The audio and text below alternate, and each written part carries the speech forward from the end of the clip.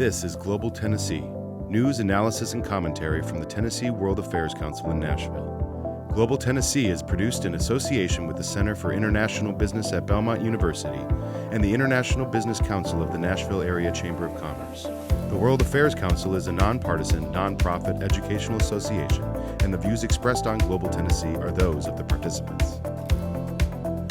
Good evening and welcome to the May 19th edition of Global Dialogue, your World Affairs Council's International Speakers Program. Tonight we have a special program examining the U.S. Foreign Service and American diplomacy. The idea for our program came from a similar panel held 2 weeks ago by the Dallas-Fort Worth Council as part of the nationwide marathon of global affairs awareness webinars and digital events organized by our friends at the World Affairs Councils of America. Every week we circulate a list of network-wide virtual programs that you're welcome to attend. So I suggest you subscribe to our newsletter at tnwac.org for that and more. While I'm on housekeeping notes, let me ask that you consider a donation to the World Affairs Council at tnwac.org/donate. We hope you appreciate the value of what we do to bring the world to your community. Before we begin our discussion of the Foreign Service, I'd like to offer my gratitude to the thousands of men and women who have gone abroad to represent America, often traveling in harm's way. In fact, our Academic World Quest program, the education outreach program at our World Affairs Council, has been named in honor of Ann Smedinghoff, a young Foreign Service officer lost in the line of duty in Afghanistan while delivering supplies to remote schools. We're honored to be able to note that she served America for all of us. To lead you in our conversation on American diplomacy tonight is a great panel of distinguished speakers. Their careers and accomplishments are many and too numerous to mention them all here. So check the website for more complete biographies, but allow me to give you a brief introduction. With us tonight from the Outer Banks of North Carolina is Ambassador Marcie Ries, where she says it's currently storming. Ambassador Marcie Ries is a senior fellow with the Future of Diplomacy Project at Harvard Kennedy School's Belfer Center for Science and International Affairs and senior advisor at the State Department's Foreign Service Institute. Her 37-year career in the U.S. Foreign Service includes service as U.S. Ambassador to Albania from 2004 to 2007, U.S. Ambassador to Bulgaria from 2012 to 15, the 2010 new Strategic Arms Reduction Treaty, START, negotiating team, Principal Deputy Assistant Secretary for European and Eurasian Affairs, Minister Counselor for Political Military Affairs in Baghdad from 2007 to 2008, Head of the U.S. Office Pristina, Kosovo, 2003 to 2004, Director of the State Department's Office of United Nations Political Affairs, 2001 to 2003, Counselor in the U.S. Embassy in London, and service in the European Union, Turkey, and Dominican Republic missions. Dr. Thomas-Schwartz is a professor of history, professor of political science, and professor of European studies at Vanderbilt University. He is a historian of the foreign relations of the United States with related interests in modern European history and the history of international relations. Professor Schwartz has held fellowships from the Social Science Research Council, the German Historical Society, the Norwegian Nobel Institute, the Woodrow Wilson International Center for Scholars, and the Center for the Study of European Integration. He has served as president of the Society of Historians of American Foreign Relations. He served on the United States Department of State's Historical Advisory Committee as the representative of the Organization of American Historians from 2005 to 2008. Ambassador Charles Dick Bowers entered the U.S. Foreign Service in 1967. He served as the U.S. Ambassador to Bolivia from 1991 through 1994. During that time, the American Embassy in Bolivia, located in La Paz, was the largest and most complex U.S. embassy in South America.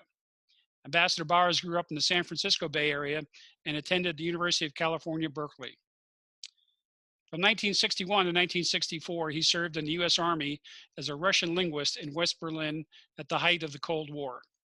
As a career member of the U.S. Diplomatic Corps, Ambassador Bowers served in the U.S. embassies in Panama, Poland, Singapore, Germany, and Bolivia. He retired from the Foreign Service in 1995. Ambassador Bowers has been a board member of the Tennessee World Affairs Council since 2012. Article 2, Section 2 of the U.S. Constitution authorized the President to appoint, by and with the advice and consent of the Senate, ambassadors and other public ministers and consuls. So the United States Diplomatic Corps has a long and storied history stretching back to the birth of the Republic. The United States Foreign Service is the primary personnel system used by the diplomatic service of the United States federal government under the aegis of the United States Department of State. It consists of over 13,000 professionals carrying out the foreign policy of the United States and aiding U.S. citizens abroad. The Foreign Service Act of 1980 is the most recent major legislative reform of the Foreign Service. Our format this evening is to have opening remarks from Ambassador Ries, followed by additional context from Professor Schwartz and then Ambassador Bowers. We look forward to your questions and comments and ask that you start adding them to the Q&A queue at the bottom of your screen as soon as you're ready. The Future of Diplomacy Project at Harvard Kennedy School's Belfer Center has launched a new initiative, the American Diplomacy Project, a foreign service for the 21st century. The goal of the American Diplomacy Project is to produce a nonpartisan report on how the White House, both parties of Congress, the State Department leadership, and concerned citizens can build a foreign service for the next half century. The report will be released after the November US presidential election. Ambassador Marcie Ries is among a small group of prominent American diplomats leading that effort, and we thank her for joining us today. Ambassador Ries. Thank you, Pat. Thanks for that very kind introduction. And thank you to the World Affairs Council for inviting me to be with you this evening. I wish I were actually in Nashville. I've never been there, and that would be a lot of fun. But anyway, virtual is what we've got. The way we think of diplomacy is as America's first line of defense in a very highly competitive and sometimes dangerous world. We have diplomats in over 280 embassies and consulates and in the State Department in Washington. They have special expertise in areas of the world and in functional things like environmental science and arms control and all matters that come before our diplomats at home and abroad. And they use that expertise for the protection of Americans and for advancing American interests. As Pat mentioned, I spent 37 years in the American Foreign Service, and they were really wonderful years. By the way, my husband was also a serving Foreign Service officer, and we were one of the early, what the State Department calls tandem couples. And serving in 8 different countries, we raised 2 children. They're adults now, all of for whom I think traveling the world in the service of their country was a very special experience. And I assume that Ambassador Bowers feels the same way about his time in the Foreign Service. So first, I'm going to talk about why we undertook this project. Today, diplomacy itself and the Foreign Service are facing some profound challenges. The Foreign Service is under-resourced, understaffed, and struggles with legacy structures and technology. It matters because the United States is facing increasingly more challenging and complex world. The coronavirus is just one example of the type of crisis that can flow over borders and engage diplomats in countries all over the world. And in addition to the pandemic, the consequent economic crisis is already going global, and I imagine that we are going to be dealing with it for several years to come. One way the diplomatic service has been weakened is its gradual politicization over multiple administrations and years. At the moment, we have the highest number of politically appointed as opposed to career ambassadors that we've had in 60 years. In both Republican and Democratic administrations, there are an increasing number of policy positions in the State Department are also held by people who are brought in from the outside. One obvious consequence of this is that the leadership of the country doesn't benefit from the advice of the careerists, the people who have all this accumulated expertise. So how did this happen? Since 9/11 and through successive administrations, the focus of US foreign policy and national resources were devoted to the war on terrorism. And this tilted our effort quite appropriately toward the military and toward the intelligence community. This was a necessity. A strong military is essential for diplomacy, which often has to be backed up by force. But as former Secretary of Defense Mattis said, I love this quote, "To successfully protect American interests, both Republican and Democratic administrations need to balance intimidation," by which he meant military might, with inspiration, by which he meant diplomacy. So about 2 years ago, 3 of our most distinguished former diplomats became very concerned about the state of the Foreign Service, and they launched the American Diplomacy Project at Harvard, which Pat has described. They secured donations from some private citizens, and also we've been working with the Cox Foundation, which has for a long time been a wonderful supporter of the Foreign Service. And about a year later, I joined the project to act as the executive director. We plan to undertake a major nonpartisan study of how to rebuild and modernize the American Foreign Service. Our plan is to consult as many people as possible, not just current and former officials, of whom we have already consulted many, but also people in business, in tech, academics, diplomats from other countries, and so on.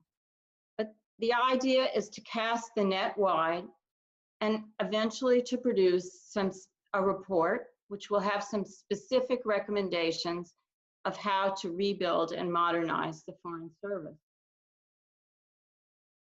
At the same time, we really hope to spark a national discussion of how to make the state and the Foreign Service the strongest possible institutions to defend American values and interests in the decades ahead.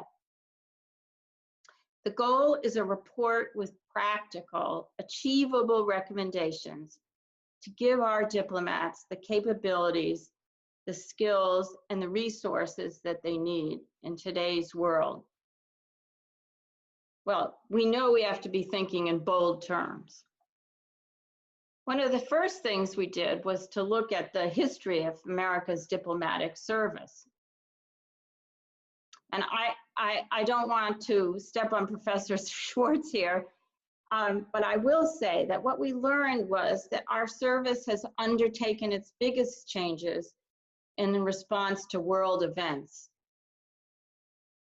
The Foreign Service really was first formally established in 1924 with the Rogers Act, after World War I showed that we needed much more than a small group of mostly random politically appointed ministers. There were no ambassadors at that time, who actually didn't even get a salary, and some professional consuls. After World War II, a second piece of major legislation further professionalized the service. And in 1980, 40 years ago, America emerged from the Vietnam War and began coping with the challenges posed by the Cold War. And at that time, there was a third major piece of legislation which brought us the Senior Foreign Service and other very important changes in the structure. of the service and of the State Department. Though there have been many studies, there have been no major pieces of legislation since then, which is now 40 years ago. As we know, the global environment today is shaped by many new challenges. There's the rise of China, revanchist Russia, instability in the Middle East, threats from terrorist extremists, the largest refugee crisis since 1945, and now Corona.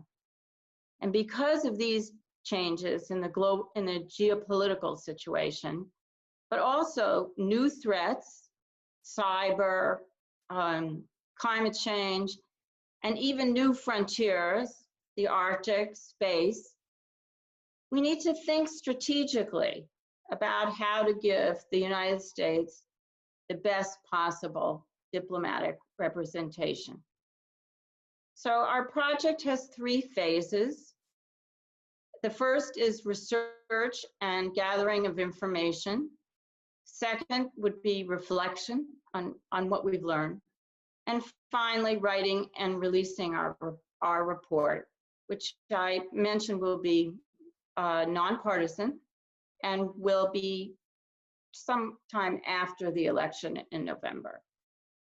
Our original intent for the first phase has been to organize events in different parts of the United States in order to get diverse views.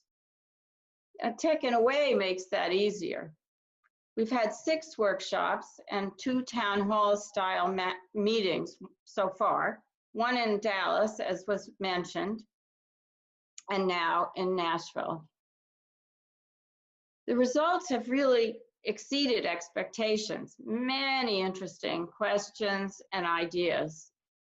For example, many have mentioned the need for new communication strategies given the important role of social media today. Those of us who are in the Foreign Service can all remember a time when you arrived in a new country and you had to pay a courtesy call on all of the officials with whom you would be communicating, and it was quite a formal event, and thereafter your arrival at the Foreign Ministry was also a fairly formal event, well arranged well in advance and so on. Nowadays we get messages by text from foreign officials. We email documents. It's quite a different way of conducting diplomacy. We've heard a lot about how to counter fake news and very, very aggressive disinformation campaigns, often a part of what we have termed asymmetrical warfare. And we have to think about what role our diplomats should play in countering that. Others have mentioned the need for more professional and tech education for our diplomats, more resources, and more modern equipment. In the area of education, the military actually provides an example where officers are expected to spend a certain amount of their career in education, in the pursuit of education. And that is something which we admire. We participate in sometimes. We are lucky to be able to attend, for example, the National War College. But we really need a rethink of the education that we provide our Foreign Service officers. So I'm looking forward to hearing ideas from my colleagues here on the panel tonight, but especially from you, the listeners.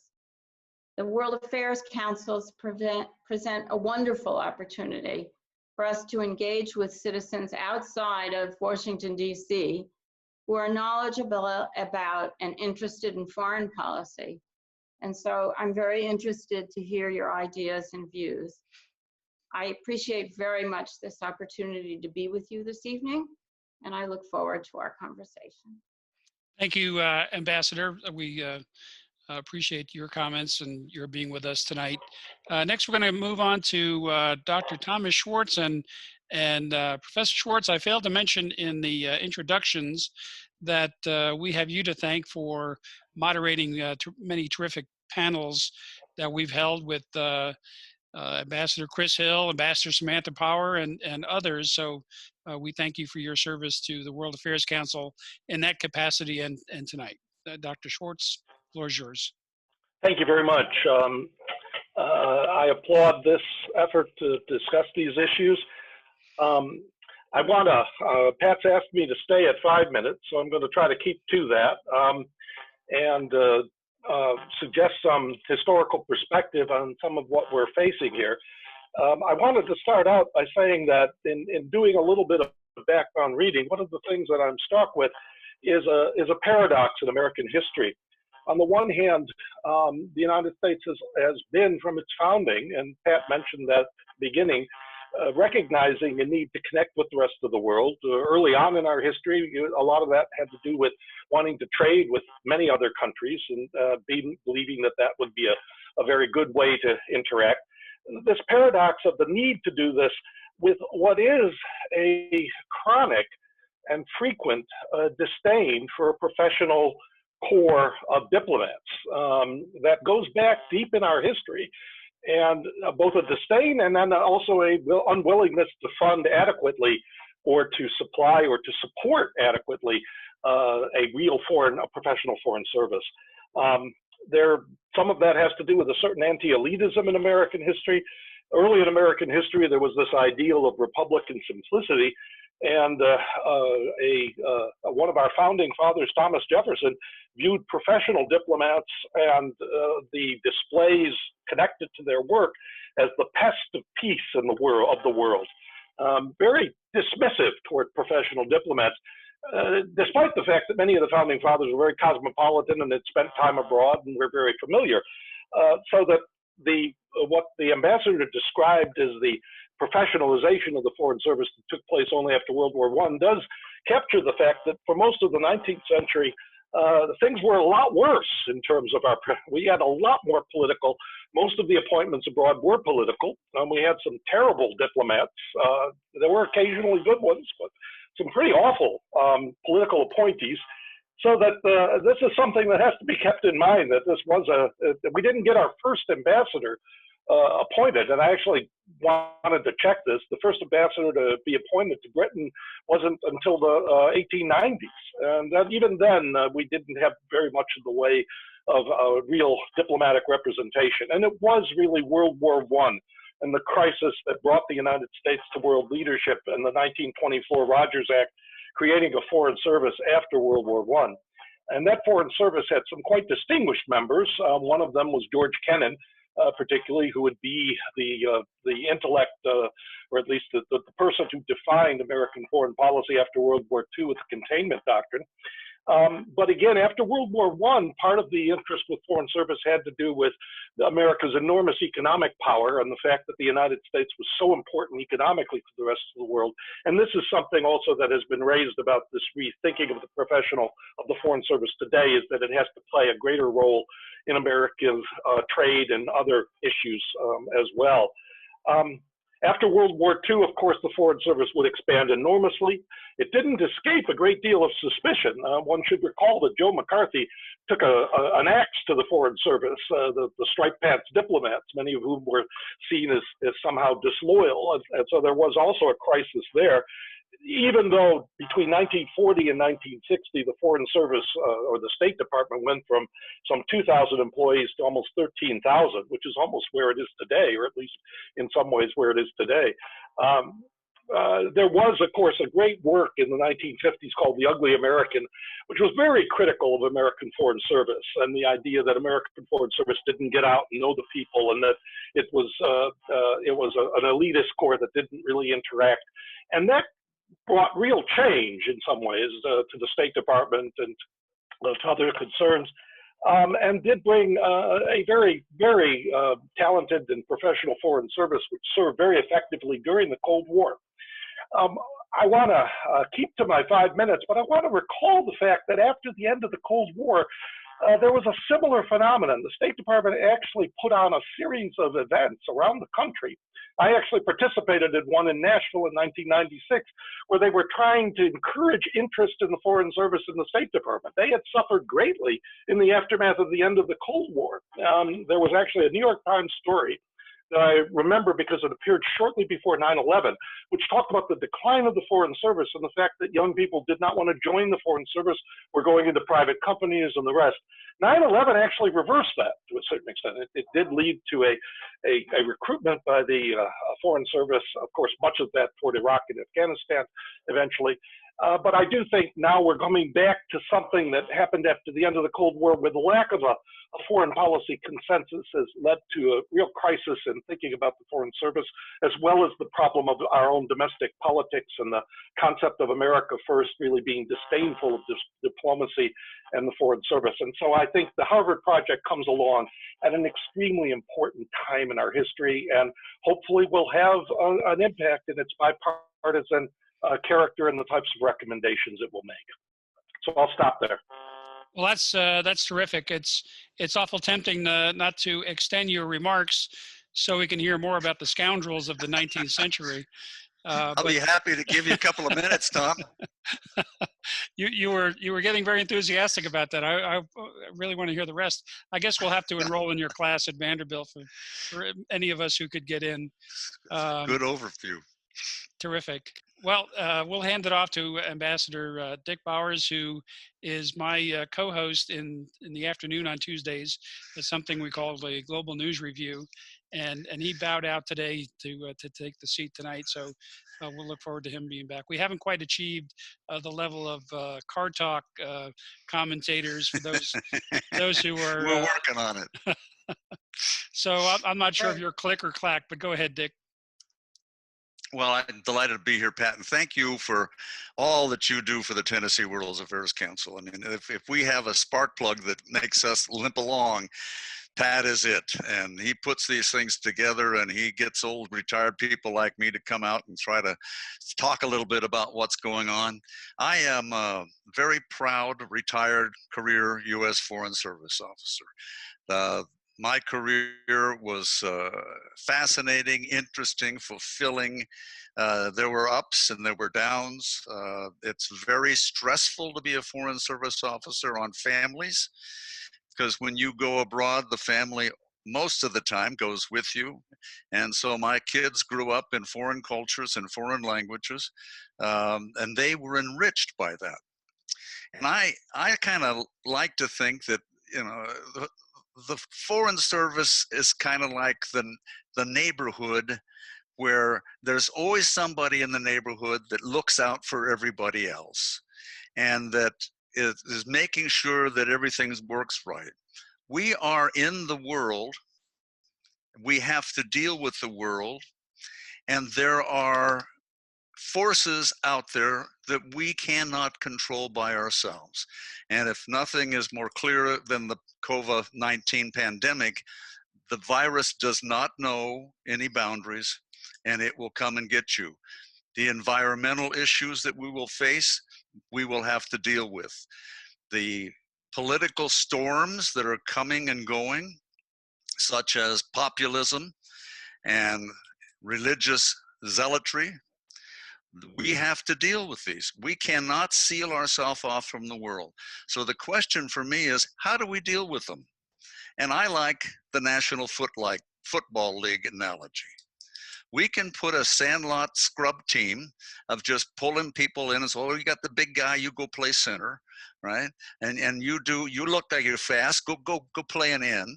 Or we can try to put together a professional, highly capable team. And the Foreign Service Act of 1980 really pushed to do that.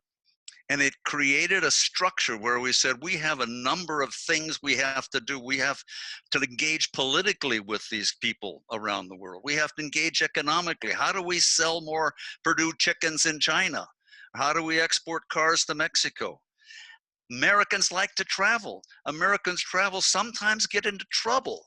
How do we take care of them overseas? I lost my passport. What do I do? I want to marry this beautiful woman that I met in Germany. What do I do? All those kinds of things. The flag goes up every morning on an American embassy, one of those 280 consulates and embassies around the world that Ambassador Ries mentioned. Somebody has to make that happen. I would argue that the American people would be best served by getting the best, biggest, strongest, most capable team and putting it together to go out and deal with the world. That means people who know the languages, the cultures, the histories, the religions of all of the countries in the world. I firmly believe, after having visited over 100 countries and lived in several dozen, that you cannot understand another people or another culture if you don't dig into their language and dig into their history and dig into their culture. So my take on this is American people need that first line of defense. When the Foreign Service doesn't do its job right, often we have to send in the military. When it does, you get a brokered agreement. It may not be perfect, but at least people aren't killing each other. So I think that's my 5 minutes, even if it only took 4. Terrific. Thank you, Ambassador. That was succinct. We appreciate everyone's comments. Ambassador Ries, let me ask you a question as we wait for some more questions from the audience to accumulate, and I invite everyone here to submit a question. Just roll over the bottom panel there, and you'll see the Q&A box where you can put your question. But Ambassador, you said that you and your colleagues have been working on this project and have been already talking to people, professionals in the field.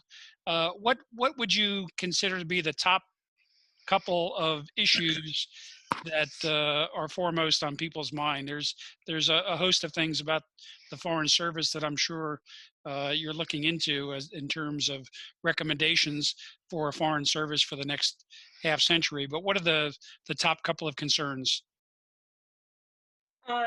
Well, we actually are listening to so many people. It's a little bit hard to categorize them at an early stage, but let me talk about the word professionalization for a minute, because a lot of people have focused on that. Of course, we consider ourselves professionals, but what they mean when they say professionalization, I think, is that we should be providing education at every level for our Foreign Service officers, from the time they arrive through the mid-ranks of their career, and if they become seniors at that level as well. Colin Powell, when he became secretary, said, well, you provide training, but you don't provide education. For most of our officers, have only really gotten language training or perhaps a bit of area studies, some short couple of weeks when they became mid-level officers, maybe another couple of weeks when they became seniors. But I think people, one of the issues that people have brought up is that, and our institute has been thinking about this and working on it for a while, is that we need a more comprehensive plan for training our diplomats, especially in light of all of these very specialized problems that come up in the world. Go ahead, Dick. Let me just jump in on this, because I'm with you, Ambassador Ries. It's one of my pet peeves. I went through my whole career and never really had any educational kind of training. I got language training, a little bit of Spanish, because I'd known some Spanish. I got my Russian turned into Polish, right? But the time that I was ready to go to what was now, or what still is, I think, the senior seminary, they canceled it. They didn't have it for a number of years.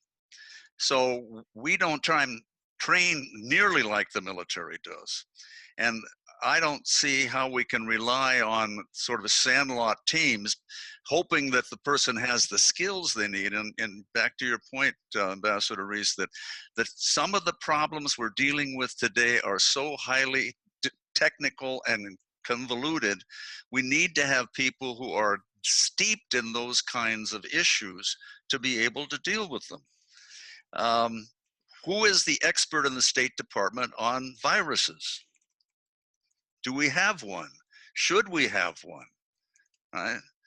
There are all kinds of things like that out there. But the part of the big problem is State Department has for a long time been a political dumping ground, if you will, for both good people and bad people. And the president has a relationship with the Secretary of State, and the better that relationship, like Ronald Reagan and Jim Baker, the stronger the State Department is. We don't have the counterpart to the military of a Joint Chiefs of State. And we have a political appointee who comes into the State Department to be the Secretary of State. I think one time Larry Eagleburger served for a while. But other than that, these have all been outsiders that come in. Who is it in the State Department who has the job to say, I am responsible for ensuring that this institution improves on my watch and is ready to serve the people of the United States and the next president down the road? We have a Director General of the Foreign Service, but that basically is kind of a personnel management issue, right? I'd appreciate your thoughts there, Ambassador Ries. Well, I agree with you that we need some thinking about the institution. It used to be the case. I'm talking 25 years ago, that the Undersecretary for Political Affairs was the highest level position that usually a Foreign Service officer reached, but it was always a Foreign Service officer. But even that position over the years since then has sometimes been given to an outsider, not always to a Foreign Service officer anymore. So one thing that happens is we lack continuity. We lack people who are there for enough time to look over the entire institution and say, this is what we need. So that's a thought. That's something that we'll need to give some serious thought to. One idea that's popped up is that we ought to use people like us, Pastor Belfer. That there ought to be people who are already retired from the Foreign Service. British Foreign Service does this, who provide some consultation and backing for the Foreign Service. Well, Pat, you came out the Navy, so all the military services have branches. If you're in the Army, you're an artillery guy, or an infantry guy, or whatever it is. For much of its history, the Foreign Service didn't have branches, and that came in with the 1980 or in the 70s when we started something called the cone system. And basically, we said there are kind of 4 generic types of Foreign Service officers we need. We need political officers who deal with politics and governments. We need economic officers who deal with the economic issues and fiscal affairs. We need consular officers who deal with American citizens overseas, but also manage the visa issuance process. And then we need some management people to say, all right, where are all these people going to live and work, and how do we keep them safe, and how does all this work? We also had something called the Foreign Commercial Service, which still exists, and United States Information Agency. These agencies have stood alone, independent sometimes, and then been folded into states sometimes. So I think one of the things we really need to do is figure out what are the career functions that we have. When I came in the Foreign Service, almost everybody wanted to be a political officer. And it was the failed political officers that were given the job to go work as consuls. That should stop, because there's nothing worse than having a guy who wants to be a political officer being forced to deal with 150 visa applicants every day. So it's an interesting management cluster that we have to come to grips with. And many of the senior Foreign Service leaders in this Foreign Service come up through the ranks on the political side. So there's not a lot of that hardcore long-term managerial expertise that you'll see at the very top. Yeah, well, I'm going to ask Tom to comment about the introduction along the way of political appointees as ambassadors to various posts, and I think that's a common lament that I hear from diplomats that I talk to, that career foreign service officers are excluded from serving in certain posts because they're not political appointees. But before I'll mention that, yeah, in the military services, we obviously are very, very specialized. I started out as submariner and went on to surface ships and then intelligence. And along the way, there was professional military training, education programs, and I think Ambassador Ries mentioned that was one of the concerns of the project, is looking at the professionalization and the education of the services. We both had the privilege of working for General Colin Powell, and I understand that when he arrived at the State Department, one of the first things he noticed was that not everybody had a computer, and that was the first order of business, was to automate the State Department. So at least he carried something over from the Pentagon. Tom, do you have any comments about the political versus career foreign service or professionalization of the service? Well, it's certainly not a new problem, in the sense that political appointees have always been an issue.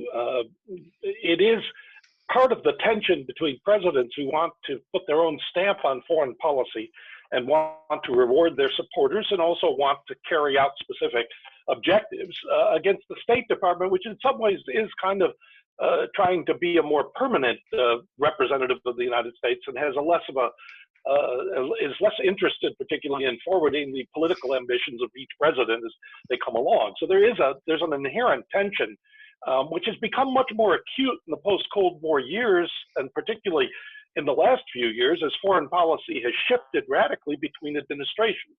And so the continuities that used to be sort of key, particularly during the Cold War, where there was less of a shift with each administration, now you get this much more directly, and you get political people coming in who, of course, are trying to serve the interests of their president and their party, and want to push particular objectives. And so this has become, I think, something that I think is weakening the professionalization of the Foreign Service, and has erupted in a few cases more recently, but also has been a chronic problem over the last 10, 15 years.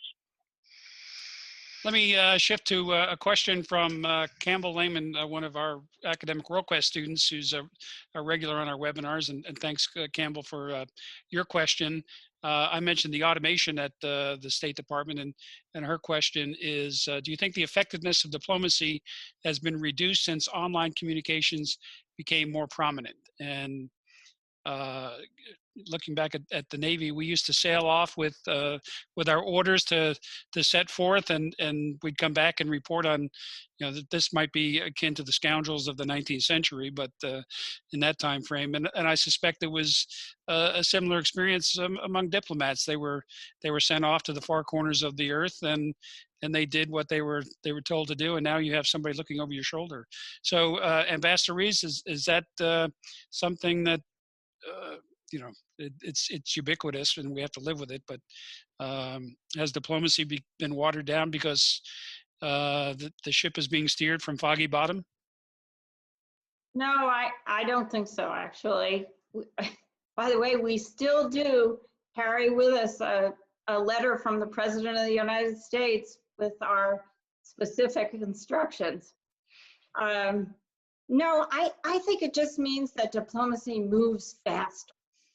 And because there is so much information, it shifts a little bit the responsibility of the reporting officers in the field to headquarters back at home.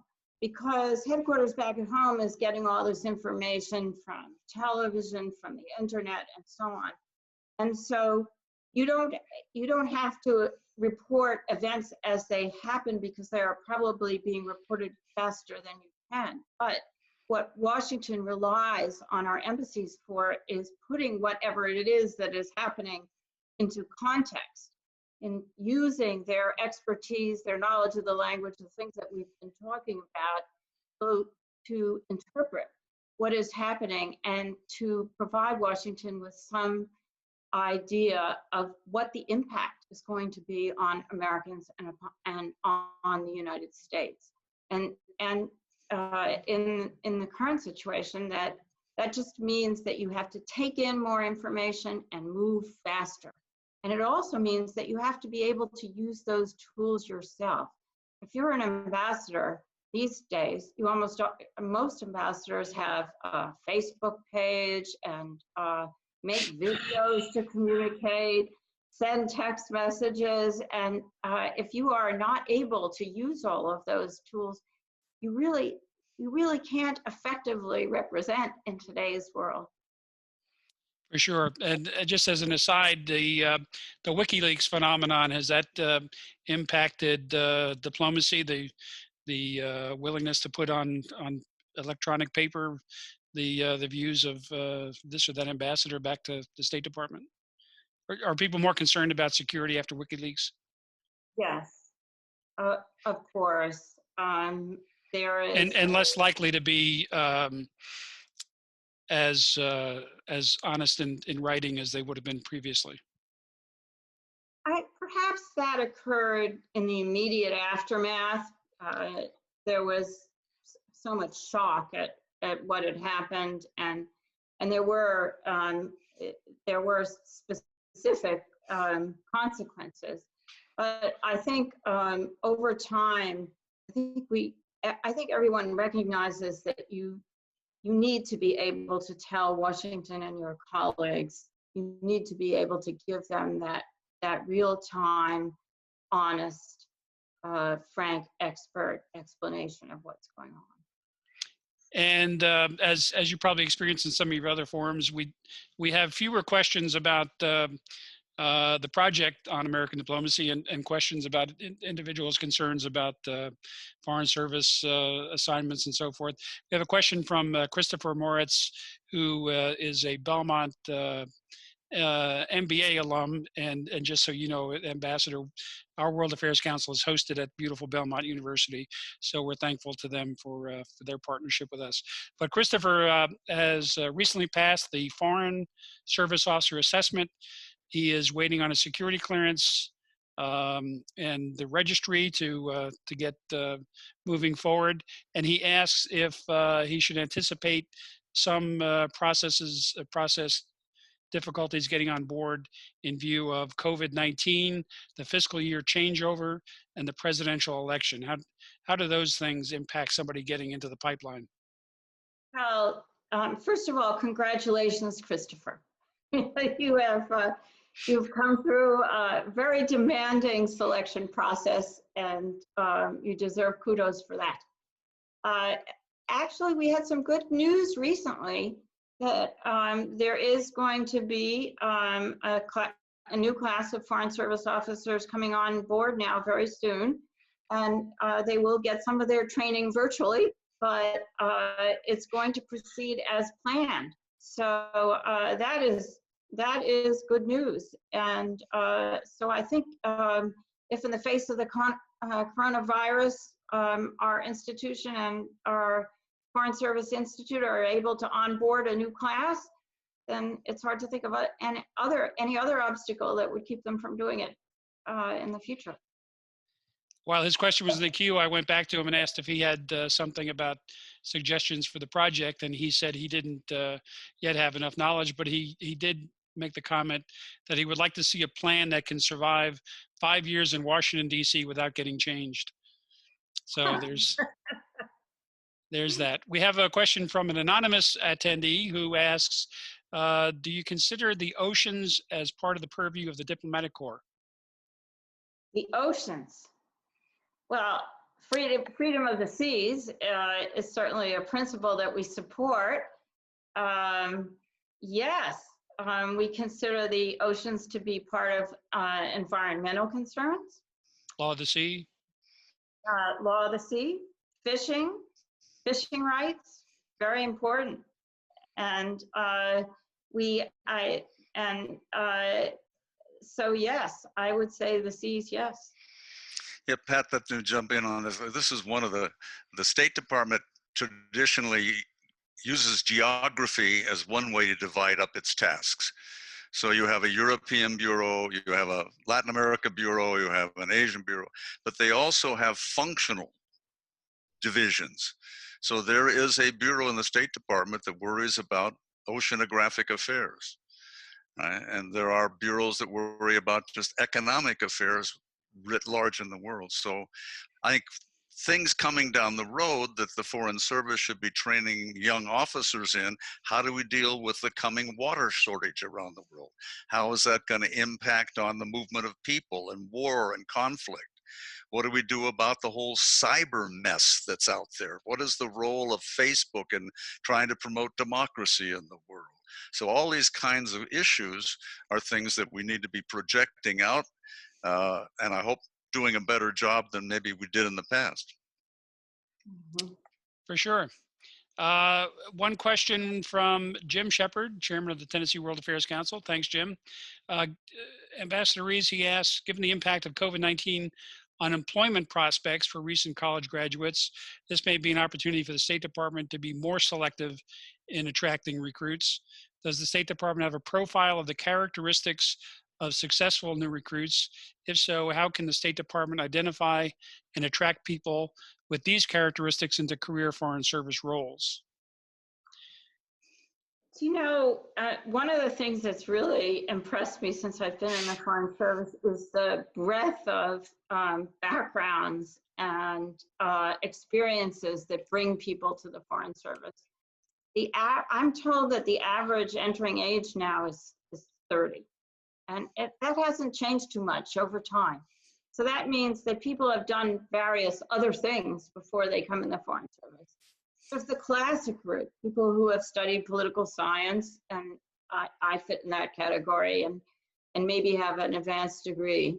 But I worked in business and also as a journalist before I came in the Foreign Service. I know I have a very dear friend in the Foreign Service who never went to university at all. He was a fireman, he owned a singles bar. He became the most incredibly good management officer you can imagine, and he was a great negotiator.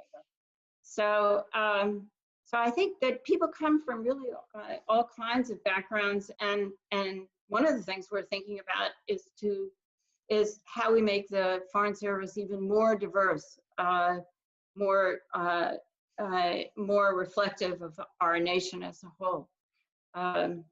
So I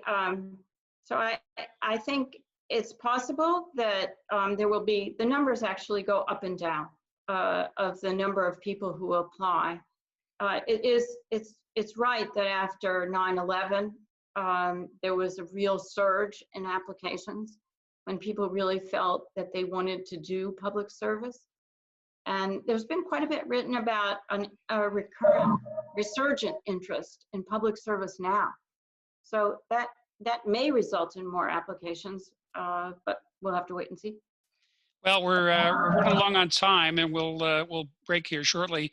I'll give everybody a chance to go around and provide some closing comments. But Ambassador Ries, let me just ask one question about the process on the project. One of the items in the reading about the project was the politicization that is impacting the Foreign Service and all elements of the government. What are there any strategies, or how would American diplomacy going forward depoliticize itself? What sorts of things would need to be in a recommendation in terms of convincing Congress and the White House and other agencies that the State Department is not a place where political views are, partisanship among Foreign Service officers is something that is in the the list of duties.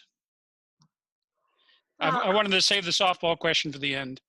Yeah, well, I think a sense that our commitment is to the country, and the oath that we take is an oath to the Constitution of the United States, is something that is pretty deeply ingrained in all Foreign Service officers.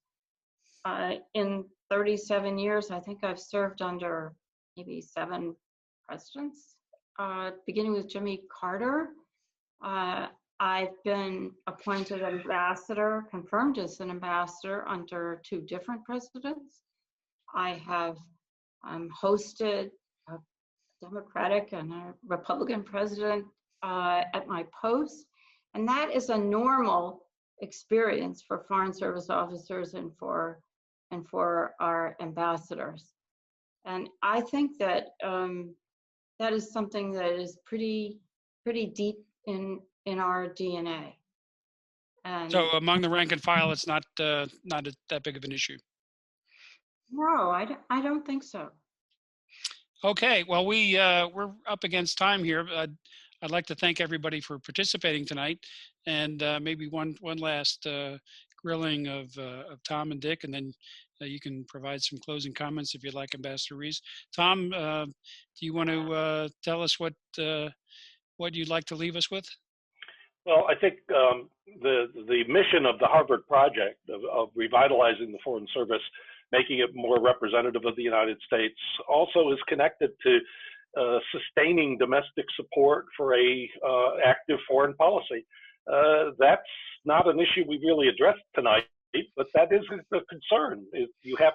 Americans have to want to be engaged in the world, to be involved. Now, normally that's done through business or the idea of trade and the rest, but the America First and the sort of tendency toward isolation, which might be intensified by the COVID-19 pandemic, is challenging. Those are part of the challenges of maintaining a strong American foreign policy, and not, in a sense, one of the arguments of recent times has been the United States is no longer interested in world leadership of any sort. And that may, we have to fight that, or that has to be resisted, I think, if as part of this project. Sure. I think there's a lot of articles floating around the end of globalization as a result of COVID-19, so we'll have to see what happens. Ambassador Bowers, click off your mic and tell us what you think. Well, I think this is a wonderful project, and I applaud you, Marcie, and Mark Grossman, and all the other folks involved with it. So good on you, and keep going. I just end with my NFL, National Football League analogy. What we're about here is producing the best possible team we can produce to go out on that field and play.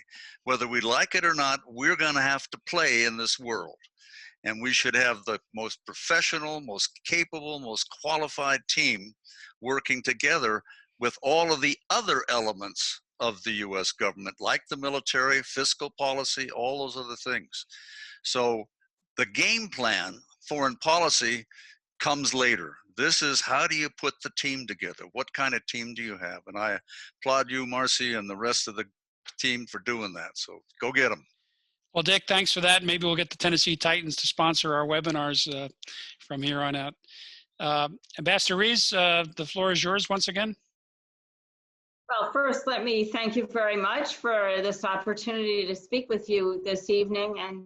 And Ambassador Bauer, I think your last remarks about putting the best team possible on the field is something that we all feel. And I hope the young man who posed the question, who has passed the Foreign Service exam, and hopefully others who were listening, this conversation will spark in them an interest in the Foreign Service and perhaps in serving themselves. From listening to us, I think you can tell that it's a great career, and it's very satisfying to serve your country abroad. Well, thank you again. And I was holding my breath that the storms on the Outer Banks of North Carolina wouldn't knock out your internet. This morning I had the interesting privilege of watching a webinar between a retired general in Washington and somebody in the Persian Gulf. And he was the main speaker and he disappeared for about 20 minutes. And this young lady in the Persian Gulf was doing a great job of tap dancing through the absence of the main speaker. But we persevered, and thanks to your local internet provider, and thanks again, ambassadors, seriously, for taking time out of your evening tonight to be with us and talk about the American Diplomacy Project. And Dick and Tom, thank you for taking time out of your evening. Ambassador, I hope we see you in Nashville. You're always welcome when we get back to in-person events, or even just not whether you speak at the World Affairs Council or not, but come visit us in Music City. That's it for us tonight. Again, we ask that our friends consider making a donation to the World Affairs Council. That's how we keep the lights on and the internet service provider fed. So take a look at tnwac.org/donate, and you'll find us here. You'll find Ambassador Bowers and I next week, 2 p.m. In the news review webinar. And then next week we have Global Nashville with Carl Dean, 7 p.m. He'll be talking with Dr. James Hildreth, the president of Meharry Medical University. He'll be talking about Nashville and COVID-19. So stay with us for our webinars, and we'll see you next week. Thank you again, everybody.